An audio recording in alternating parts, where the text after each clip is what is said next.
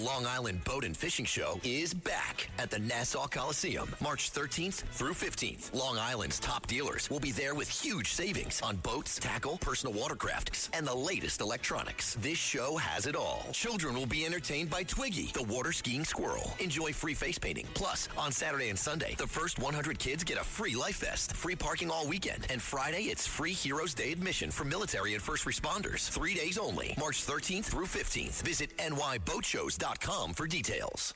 Feisty, fearless, and fair. She's an Emmy-winning journalist from the White House to war zones, telling all sides of the story. This is the Rita Cosby Show.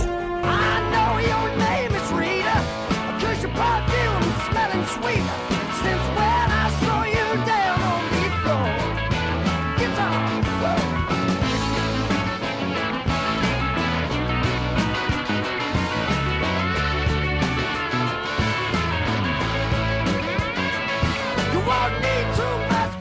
And tonight on the Rita Cosby Show, things are so obvious, especially with the cases that happened recently in Virginia at the Old Dominion University. A guy who was clearly radicalized and went into that ROTC classroom, loaded for bear, shouting Allahu Akbar, opened fire, killed an instructor, injured 2 others. Thank goodness he is dead. And then, of course, there's the case in Michigan of the guy who rammed his vehicle, his truck, loaded with explosives and a rifle, and he took his own life, as it turns out.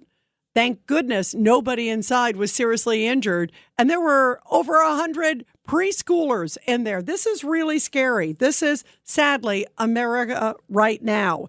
But things are so obvious that even Democrats, many of them who have been fighting tooth and nail not to have any funding for Department of Homeland Security, saying, oh, no, we don't need to fund Homeland Security. Are you kidding me? We always need to fund Homeland Security, especially right now where the threat level is so high.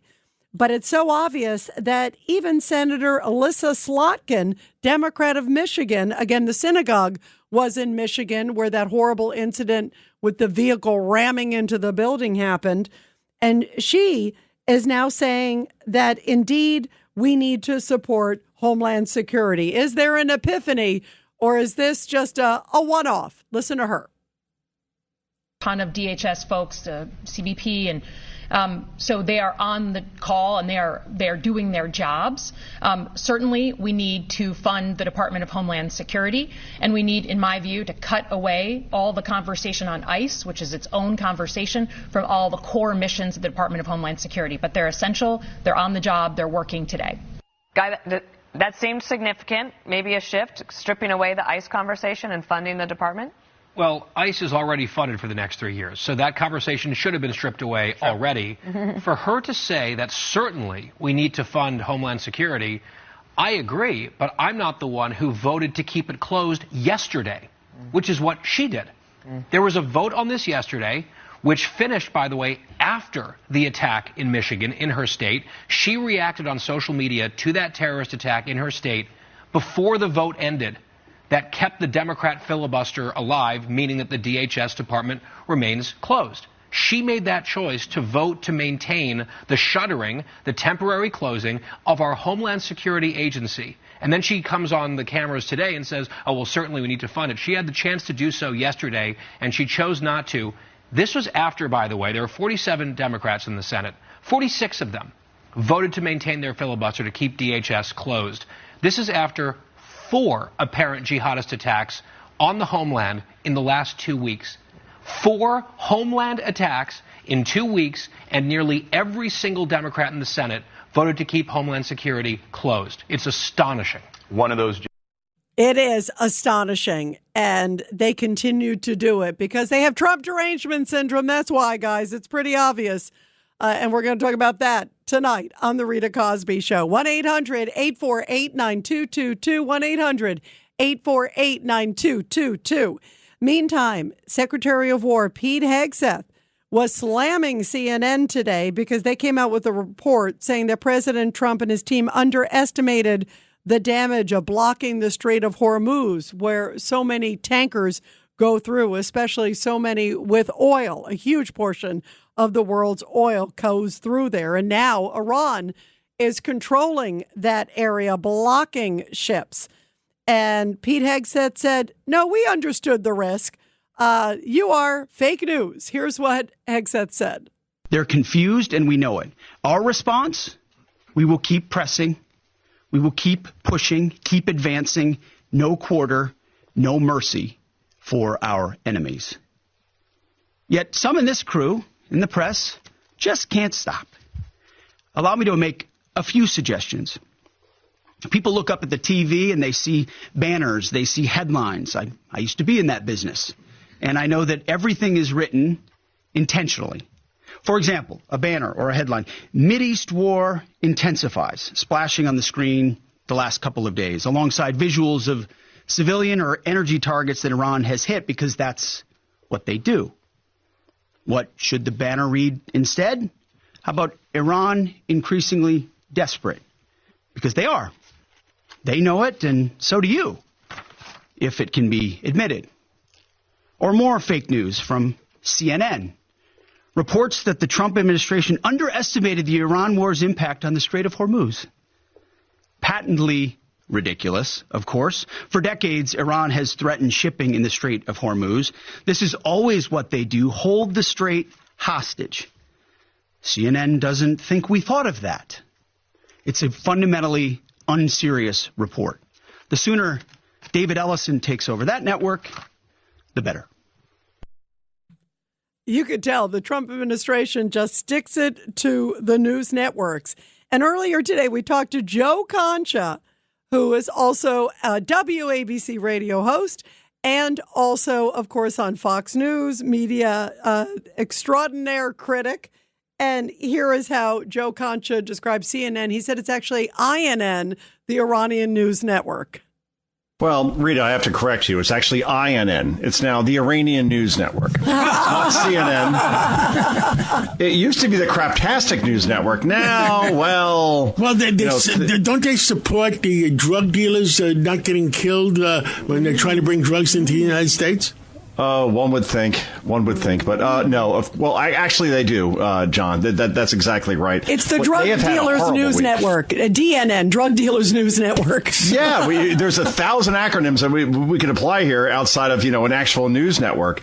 Look, they had a horrible week here when they talked about in one tweet after those terror attacks near Gracie Mansion. They said, well, it was just two guys that wandered in from Philly. They had some cheesesteaks, and they just, happened to walk into this situation where they suddenly started throwing IEDs at people, that got killed. And then Abby Phillip on CNN, 10 o'clock at night, was talking about how Memdani was actually the target of these bombs, which of course he wasn't. She had to issue an apology. And then even Jake Tapper said just yesterday, guys, as far as, my goodness gracious, we don't know the motivations of the attacker at that Michigan synagogue. We don't know his politics. I'm pretty sure we do. When you drive literally into a synagogue trying to kill children, I'm pretty sure we know the motivations. So, yeah, a bad week for INN, CNN, DNN, whatever you want to call it. But the new ownership cannot come in soon enough. That I do know.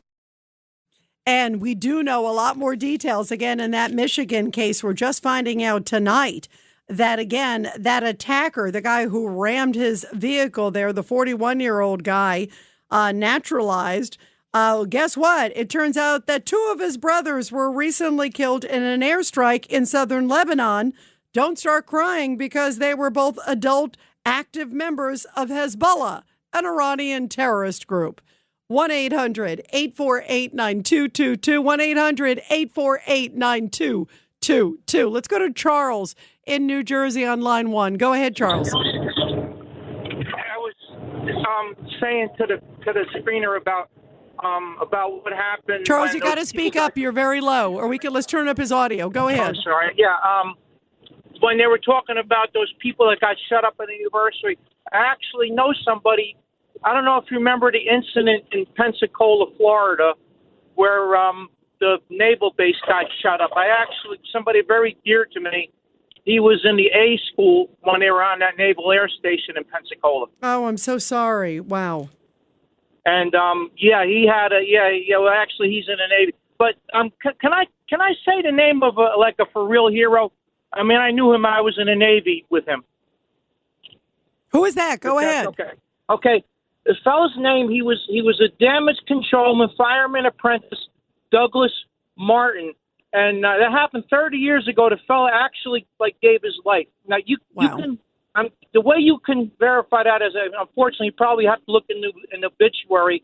I guess back in 1989. Now, what did he do, Charles? Just really quick, what did he do? Because how beautiful that you're recognizing him. Him and I were working. We were basically like repairmen, and we were working on a pump, and he fell down a cargo hold right before we deployed to South Korea. Wow. And tell us his name again one more time. Damage controlman, fireman apprentice, Douglas Martin from Augusta, Georgia. I really hope that somebody he knows can hear me. I don't know if they hear us.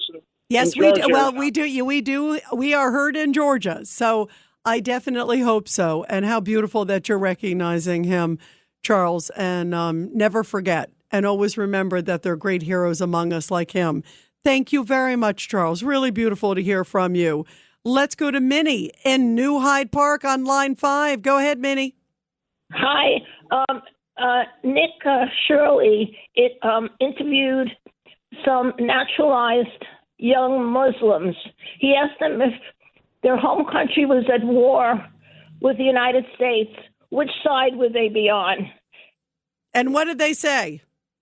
They said, Allah, my home country. And we have 47% of the Senate won't support our military. We have 50% of the representatives won't support, and we have illegals. We're in trouble. Yeah, and Minnie, by the way, I want to play this, and I'm going to look, because Nick Shirley does some really great work, so I'm so glad that you spotlighted that. This reminded me, these were a bunch of Muslims in Dearborn, Michigan, and this was last year at a meeting, and this is what they had to say about America. It's very troubling. The message for the people of Gaza is going to be more of the message that should be sent to the people here, in that they have achieved victory. We haven't done anywhere near enough. And the people here, I promise you, we do feel ashamed. We do feel like we're not doing enough. We do feel like change needs to come, because change must come. And in the form that it must come is that this empire, the American empire that's been hurting our people since the beginning, the imperial Western powers that have been hurting our people since the beginning, they must fall. And inshallah they will fall. And my message to the people of Gaza and the oppressed peoples across the world is that there are people here, both young and old, who are going to be willing to fight and are willing to put their lives and everything they can on the line to bring these empires down, because they must come down.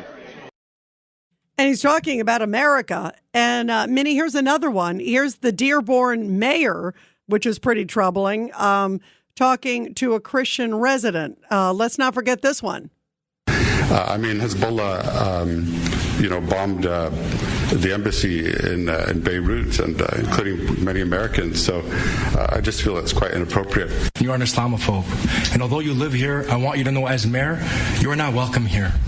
And the day you move out of the city will be the day that I launch a parade celebrating the fact that you moved out of the city, because you are not somebody who believes in coexistence. That is really, really troubling. Very, very troubling. Minnie, your thoughts when you hear that? And again, that last one, again, is the mayor of Dearborn, obviously a very big Muslim city, but telling a Christian pastor he's not welcome here.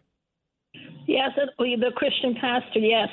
But I wrote in X, what did Obama and President Biden do?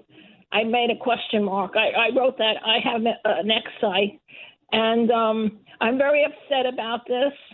My father was in World War II in the Philippines, and he was hurt. He wasn't killed. And I feel so sorry for all the soldiers that are supporting us. They're going out and fighting for them. And that's what I feel. No, and by the way, Minnie, thank you also, too, for your father's great service. And you're right. Our soldiers are out there fighting. They are true, true heroes. And I can't think of a more noble mission of those involved right now, as they have been fighting to keep the free world free. As your father was doing many, many years ago. And you probably know my dad was rescued by American troops. So I'm forever grateful to the U.S. military, the best in the world. 1-800-848-9222, everybody. We will continue your calls when we come back here on The Rita Cosby Show. You're listening to The Rita Cosby Show.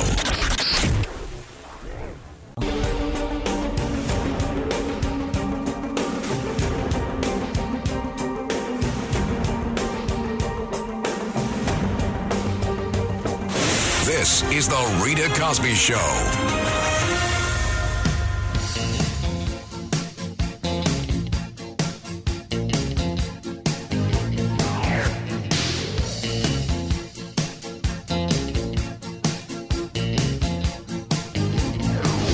And by the way, in the Michigan case, that attack on the synagogue, it turns out that the FBI had questioned the guy a number of times in the past after he had some very sort of suspicious travel overseas.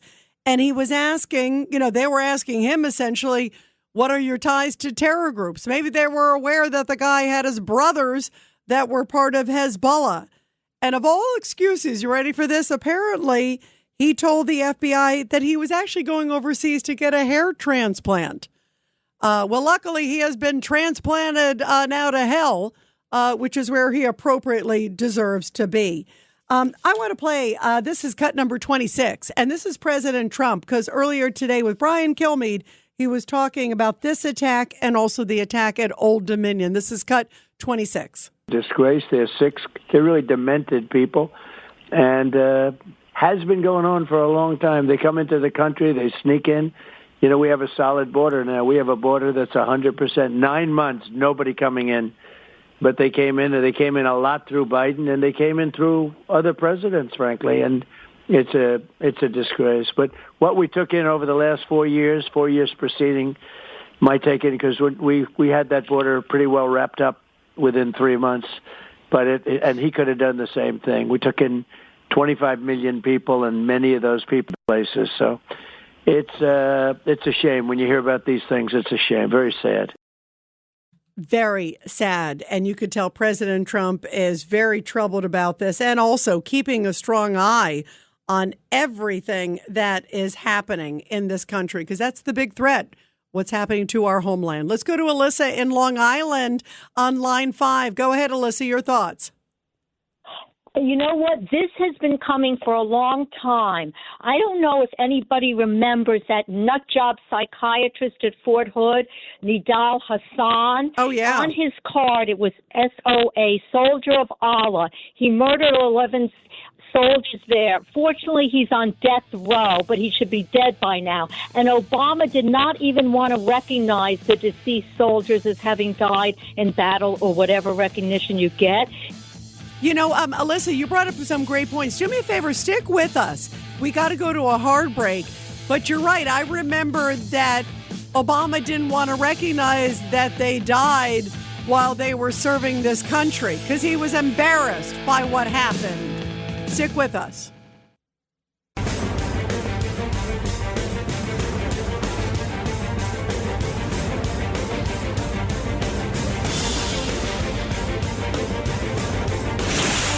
Rita Cosby is on.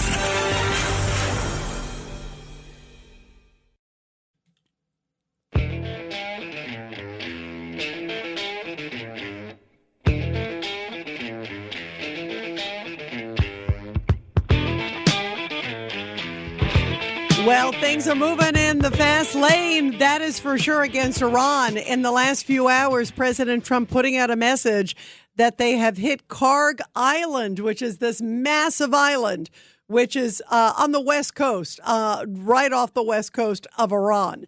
And it's where 90% of Iran's oil exports go through. It's a massive terminal. And President Trump says they didn't hit the oil, but they did hit the military infrastructure. And if Iran doesn't start opening up the Strait of Hormuz, then they will hit the oil. And we will definitely cripple you in every shape and form. I think, by the way, he should have done it from the very beginning. I'm happy to see that he is doing this now. Let's go back to Alyssa in Long Island. Alyssa, we're talking about homegrown terror. And you brought up a great example, and I wanted to go back to you because you were talking about Hassan Nadal, and that was the Fort Hood shooter. It was, Yes. I believe, 2009, and he killed over a dozen people, injured dozens of others. And in fact, the other thing, too, in that case, it reminded me sadly of it because this guy at Old Dominion University who tried to kill people in the class, who killed that instructor in the ROTC class, told people that he wanted to do something like Fort Hood. So this was obviously a sick, demented man. Yeah. So there were hearkenings of Fort Hood, sadly. And then remember, he also said, remember, this is a guy who was already convicted. I don't even know how this guy was out. I mean, that's the stunning thing. This guy was convicted. He pled guilty to being a material supporter of terrorism in America, inspired by ISIS, and he only serves partial time. And who was watching him? I mean, this case to me gets me so angry. Alyssa, your thoughts? Well, first of all, remember with Hassan Nadal, whatever his name was, he had SOA on his card. Do you realize that he was treating, soldiers there, trying to help them emotionally, and he was set as a soldier of Allah that what they were doing was wrong? I bring it up because it's so symptomatic of a sickness that has been pervading our society for a long time. It's a self-destructive we see in Europe. It's the same mentality. And in terms of this guy, actually, I heard the most recent nut job. Somebody said, first of all, why did the judge let him out early? This is part of this whole mentality. Why did he not serve his full sentence, the old Dominion shooter? And also, what was going on with the one following him? It made me question, did he agree with him? He knew what he was about. It's just so deep now in our society. Obama was the beginning of the end, and I really don't know what we can do to get rid of this sickness, this self-hatred, and also this accommodating, this mentality that we deserve this. I don't know how we can address this at this stage. No, you bring up a great point. I mean, I think obviously we have to call it out for what it is. And you're right, this sort of like we deserved it or we brought it upon ourselves or America. America is an exceptional nation. And as President Trump, I think, so eloquently said when he was talking about going into Iran, he said, if America doesn't lead, then who will? Right. And the new details we've gotten also about some of those conversations on the negotiations about the nuclear weapon, they were so close to getting it back in June, and then they were so close to getting close to 11 of them that it would only take a matter of time, very briefly. What are we supposed to wait until like a monster gets a nuclear weapon? Iran would use it, Alyssa. I mean, to me, all the funding, and you brought up Obama, and I think that it's a great time to talk about what he did do. He brought in pallets of cash in the middle of the night. And what do you think Iran did? It helped to fund the Iranian Revolutionary Guard. It helped to fund their war machine. Appeasement doesn't work, right? It's just terrible with these people. John Kerry, Obama, what's her name? Who was good friends that was hanging around the White House. I don't remember her name. Not Harris. Susan Rice. It's just yes, Susan Rice. What was her role? Her father was, or her mother, or one of them grew up in Iran. They weren't Iranian. But what was the role of these people? It's just shocking to me. But thank God we have President Trump. I will leave it on a positive note. Thank God we now have President Trump in office. I agree. I think he is the most consequential president in modern times. There's no doubt about it. You think about that he had the guts to go in. First, he goes after those nuclear facilities, and now doing what he is doing now to work with Israel. We are lucky as heck to have President Trump and then also to have Benjamin Netanyahu, because if you had a weak Israeli leader, they don't really have too many weak ones because you can't be weak in Israel based on their neighbors. They're in a rough neighborhood. But we've certainly had some weak presidents here. And if it was Obama right now or if it was Biden right now, imagine how different this moment would be. And thank goodness President has the courage and the guts to do what he is doing. And now he's obviously putting pressure on them to say, hey, we got to open up the Strait of Hormuz because the U.S. oil needs to flow. The world's oil needs to flow. And he is trying to deliver, no doubt, a very crippling blow to Iran. And I don't think it's over yet. I think he's got to keep on going. He's got to take it all the way. You can't back up at this point. He's got to take it all the way, and I believe he will. Alyssa, thank you very, very much. Let's go to Susan in upstate New York on line 2. Go ahead, Susan. Oh, yeah. Hi, Rita. So, in the early part of this, President Trump, it got this whole thing going against to really take down Iran was he stated that the U.S. was going to give the platform for the people of Iran who already stood up, and many of them have been slaughtered, thousands and thousands. We don't even know how many.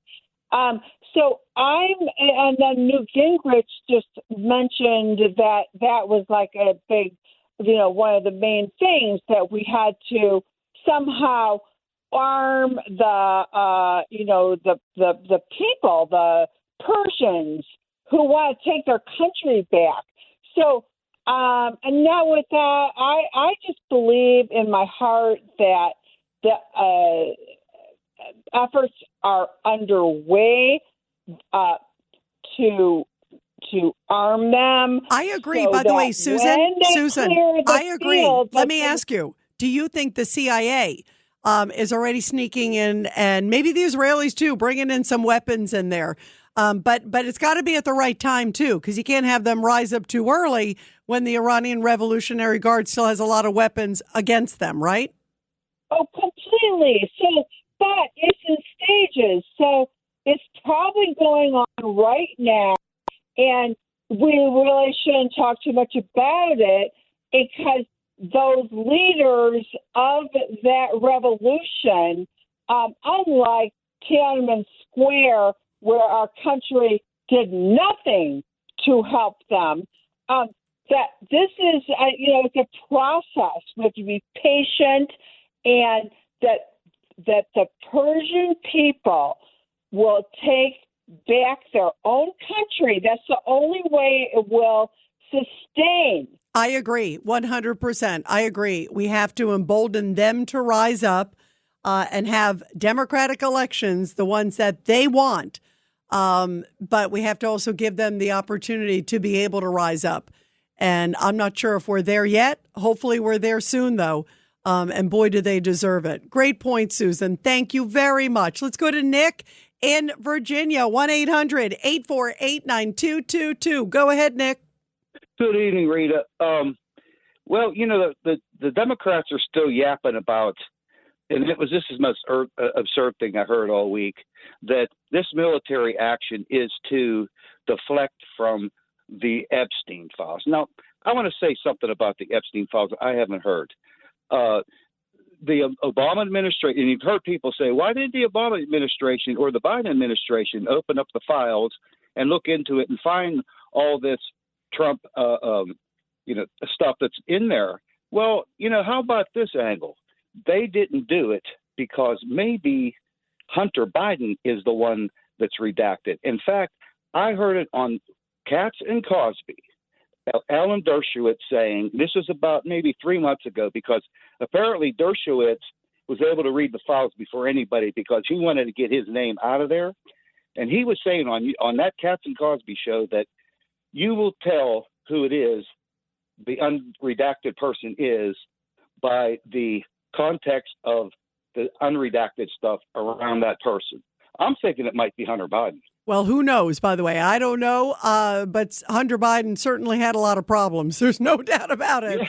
Yeah. And he seemed to like hookers and cocaine. Yeah. So he'd be the kind of person who would seem to be attracted to a lot of things that Jeffrey Epstein sadly was offering. Who knows? But clearly he was a troubled guy. There is no doubt about it. But, I want to go back to your first point that you brought up was an interesting one, Nick, because You brought up the fact that Democrats say, oh, yeah, that's a distraction, because everything with them is Epstein, Epstein, Epstein. And did you notice that they started sounding the Epstein alarm? And they were doing a lot of this Epstein alarm, especially right around the time that Bill Clinton came out and said there's nothing there against, President Trump, that in fact he thought President Trump hadn't done anything wrong.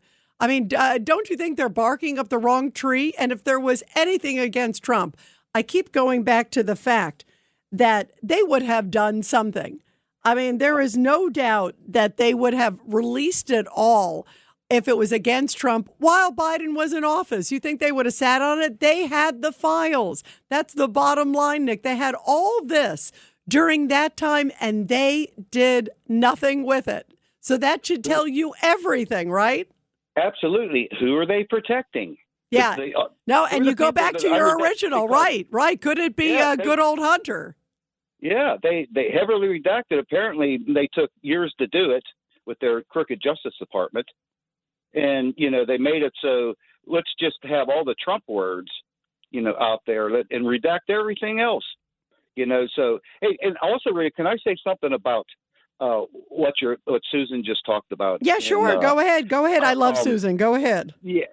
Well, that's why the founding fathers created the Second Amendment, because then we could, part of that Second Amendment is to rise up against a tyrannical government. And there is no Second Amendment in Iran. And all these other communist countries, totalitarian countries, Cuba, none of them let you have a weapon to rise up against them.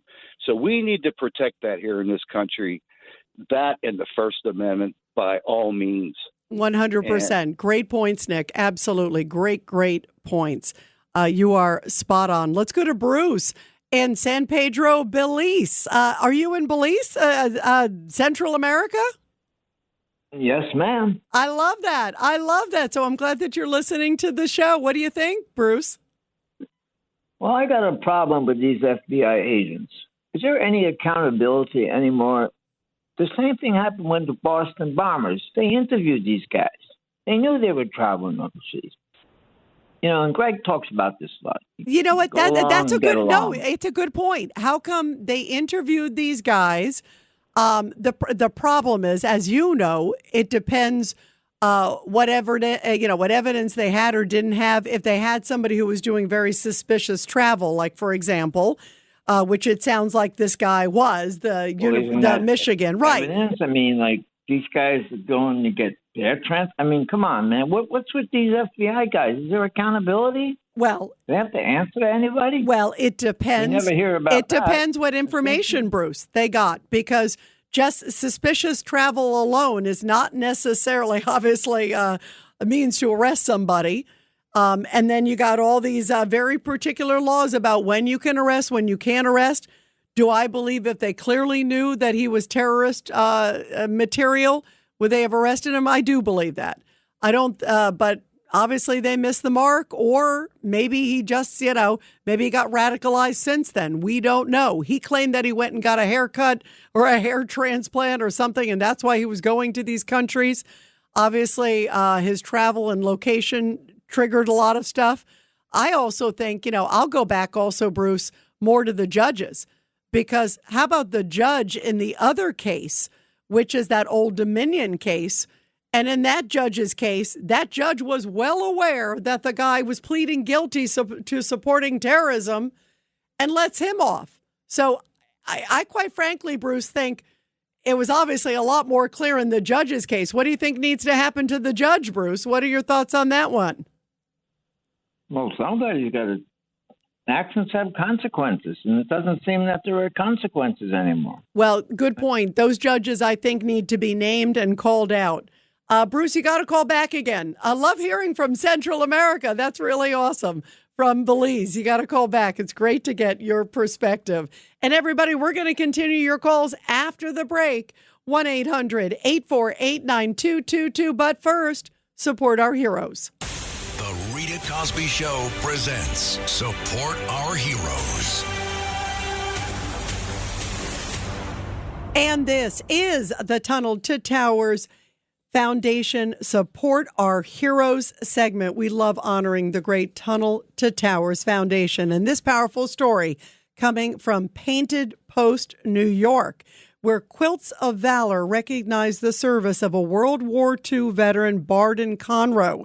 He is a 98-year-old World War II veteran, a member of the Greatest Generation. He is now 98 years old, as I mentioned. And when he was 18, he made the decision to enlist and served as a member of the U.S. Army from 1946 to 1947. He went on to serve in Japan during the Allied occupation as a tech corporal before returning home. During his heroic service, he received the Occupation of Japan Award and the World War II Victory Medal.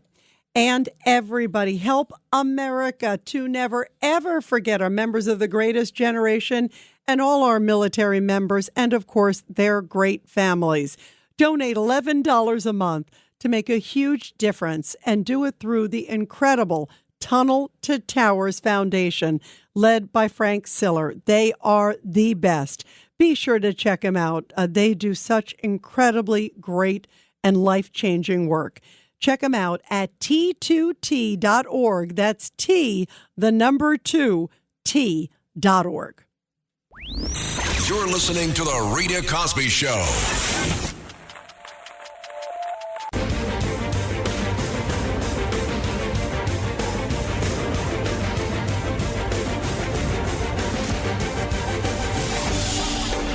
It's The Rita Cosby Show.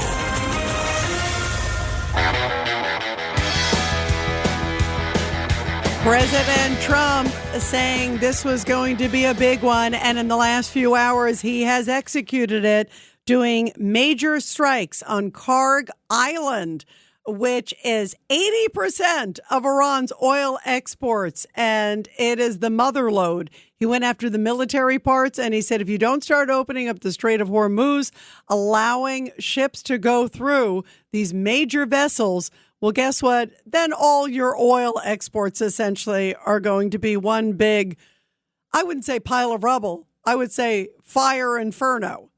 So how big of a message is that? 1-800-848-9222. 1-800-848-9222. Let's go to Susan on the Upper East Side, line 3. Go ahead, Susan. Hi, Rita. I was just thinking that our founding fathers must be turning over in their graves if they learned that Mayor Mandami used our Blue Room at City Hall as a place of worship, brought in carpets, and everyone was on the floor praying in our government building.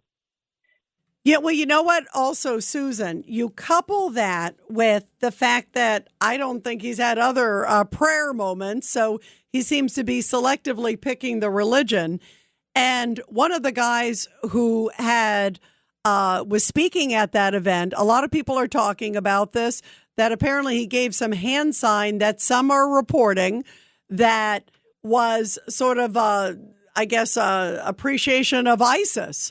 What are they doing with people like this? And it comes also after Mahmoud Khalil, the guy who was running those college protests, that pro-Hamas, anti-Israel protests, he was hanging out there. And it was, right after the attack with those bombers who threw those devices near Gracie Mansion. The timing is really stunning, Susan. It is. I think it's making a lot of people very uncomfortable. Real quick, your thoughts.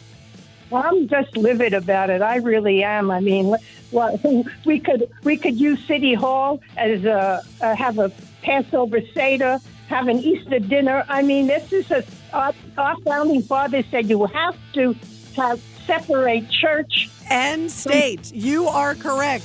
And he should be doing that.